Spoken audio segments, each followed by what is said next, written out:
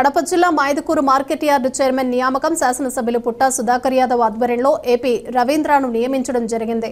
ఈ సందర్భంగా మైదుకూరులో ఏర్పాటు చేసిన market yard chairman AP Ravindra ప్రమాణ స్వీకారం ఘనంగా నిర్వహించడం జరిగింది.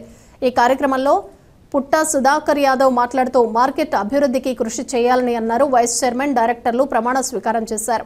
బ్రహ్మంగారి మఠానికి చెందిన వనజగౌడ్ మార్కెట్ యార్డ్ డైరెక్టర్గా ప్రమాణ స్వీకారం చేయడం జరిగింది. ఈ కార్యక్రమంలో తెలుగుదేశం పార్టీ నాయకులు, కార్యకర్తలు, అభిమానులు పెద్ద సంఖ్యలో పాల్గొన్నారు.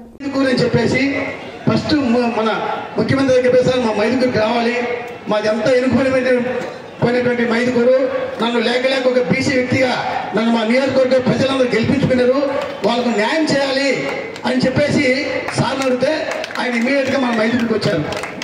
వచ్చిన తక్షణం ఏమేమి చెప్పారు, ఇమీడియట్గా 120 కోట్లు డ్రైనేజ్ కానీ రోడ్లు కానీ అన్ని ఇమీడియట్గా ఎస్టిమేట్ చేసి పంపారని చెప్పడం జరిగింది. అదే రకంగా 100 కోట్లతో వాటర్ సమస్య, ప్రతి ఇంటింటికి నీటి సమస్య ఉండకూడదు, ప్రతి కుళాయి కనెక్షన్ ఇవ్వాలని చెప్పి 100 కోట్ల రూపాయలు చెప్పడం జరిగింది. అది శాంక్షన్ కూడా అయిపోయింది.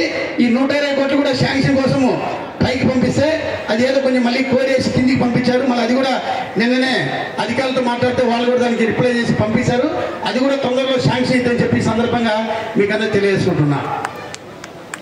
ఎందుకంటే మన గారు పట్టుదల ఉంటే ఏమైనా సాధిస్తామనే ఉదాహరణ. చంద్రబాబు నాయుడు పుట్టుకొచ్చినప్పుడు ఇక్కడికి మాకు రాజు ఆనకట్ట కావాలని చెప్పి ఆ రోజు గట్టిగా సార్ నుంచి చెప్పడం జరిగింది. చెప్పించిన తర్వాత మళ్ళీ ఇమీడియట్గా సార్ దగ్గర పోయి, సార్ మీ మాట చెప్పారు, దీనికి ఖచ్చితంగా కావాలా అంటే ఇమీడియట్గా ఎస్టిమేట్ చేసి పంపిండి అని అక్కడిని చెప్పారు. దాని సుమారుగా 14-15 కోట్ల రూపాయలు డబ్బులు కావాలి. దానికోసం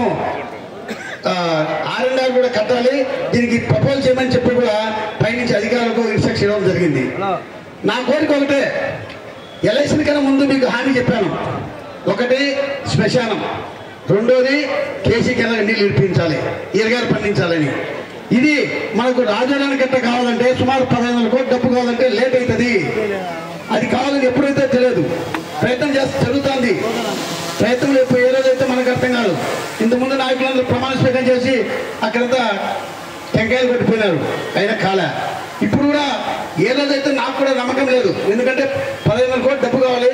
ఇప్పుడున్న పరిస్థితి చాలా దారుణంగా ఉంది రాష్ట్రము. ఎందుకంటే దివాలా పట్టించిపోయినటువంటి నాయకుడు వైకాపా ప్రభుత్వం పట్టించిపోయిన తర్వాత డబ్బులు లేవు. దానికోసం ప్రయత్నం చేసి ఏదో ఒకటి డబ్బు సృష్టించి మనం రాజధాని కట్టాలని చెప్పి సార్లు చెప్తే దానికి ప్రయత్నం జరుగుతోంది.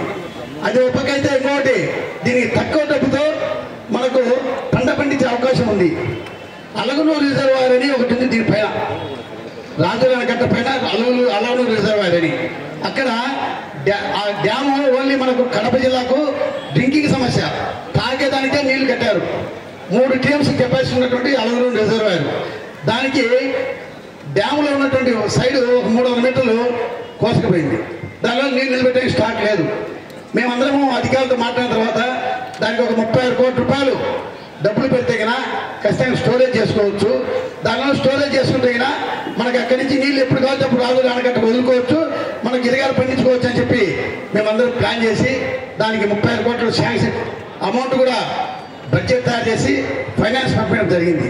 ఫైనాన్స్లో తొందరగా శాంక్షన్ వస్తే ఇమీడియట్గా వర్క్ కూడా స్టార్ట్ అవుతుంది. ఆ స్టార్ట్ అయిన తక్షణమే మనం కంప్లీట్ చేస్తే దానికి నీళ్లు నింపుకుంటే కన్నా ఖచ్చితంగా కేసీ కెనాల్ ఇరగారు పండించడానికి మనకు అవకాశం ఉందని చెప్పి సందర్భంగా మీకు అందరికీ తెలియజేసుకుంటున్నాను. నన్ను మీరందరూ గెలిపించారు, ఎంతో రాత్రి వాళ్ళు కష్టపడి గెలిపించే నా బాధ్యత ఏంది? అధికారం వచ్చింది ఒకటే కాదు, నన్ను గెలిపించిన బాధ్యత మీరేమో నన్ను గెలిపించారు. నా బాధ్యత కూడా నా మైదుకూరును అభివృద్ధి చేయాలి, ఎవరు చేయనటువంటి అభివృద్ధి చేయాలని ఆకాంక్ష నాకుంది, ఆ పట్టుదల నాకుంది. ఆ పట్టుదలతోనే నేను ముందుకు పోతున్నా. దాని భాగంగానే ఫస్ట్ విజయం ఏంటంటే మన చంద్రబాబు నాయుడిని మన మైదుకూరు పిలుచుకెళ్ళడం ఫస్ట్ విజయం. రెండోది మన మైదుకూరుకి మన జిల్లాకే 10 కరువు మండలాలుగా డిక్లేర్ చేసింది. మీరందరూ బాగా గుర్తు అర్థం చేసుకోవాలా. 10 మండలాలు కరువు మండలాలు మన జిల్లా డిక్లేర్ చేసిండు. అయితే మన నియోజకవర్గానికి 5 మండలాలు డిక్లేర్ చేసేసారు. అంటే మన మైదుకూరు నియోజకవర్గం టోటల్ డిక్లేర్ అయిపోయింది.